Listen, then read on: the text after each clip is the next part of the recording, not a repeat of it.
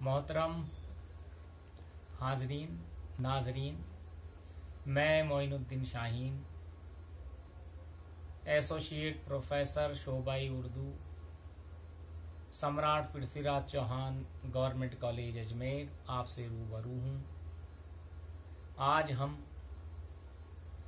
कसीदे के ज़वाल के असबाब के मौजू पर गुफ्तगू करेंगे। जैसा कि हम कसीदे की तारीख को पढ़ते हैं तो पता चलता है कि ये वो सिन्फ़े सुखन रही है जिसमें हकीकत कम और झूठ और दरोग गोई को ज्यादा फरोग मिला। सच्चाई से बहुत दूर रहने वाली ये सिन्फ़े सुखन आजादी से कब्ल राजा रजवाड़ों नवाबीन की झूठी तारीफ और तौसीफ का एक जरिया थी। हाली ने इसीलिए इसे पसंद नहीं किया।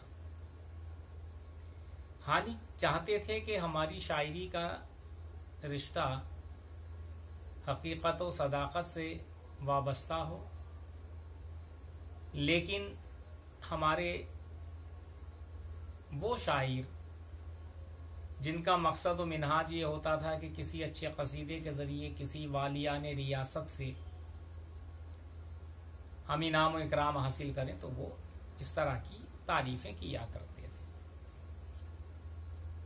लेकिन जब हिंदुस्तान आजाद हुआ तो बहुत सी बातें तब्दील हो गई। रियासतों का दौर खत्म हो गया, स्टेट खत्म हो गए, नवाबी हुकूमतें खत्म हो गईं। अब जमहूरी निज़ाम हिंदुस्तान में कायम हो गया। अब दरबारी कवियों और शायरों की वो अहमियत और ज़रूरत नहीं थी जो आज़ादी से कब्ल हुआ करती थी। वाज़े हो कि उस ज़माने में किसी बादशाह, राजा, महाराजा या नवाब की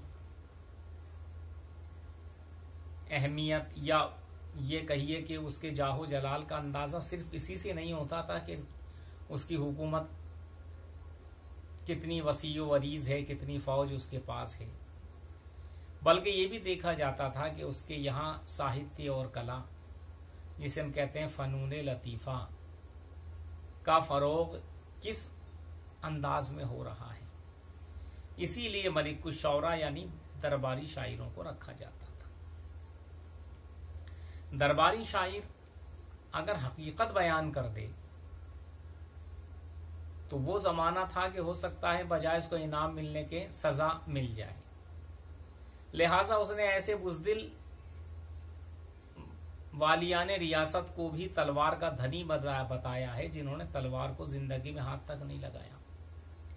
मिसाल के तौर पर बहादुर शाह जफर के तमाम इख्तियारात को अंग्रेजों ने तल्फ कर लिया था और ये कहा था कि अब सिर्फ वो लाल किले तक ही महदूद हैं, उनकी हुकूमत यहीं तक है।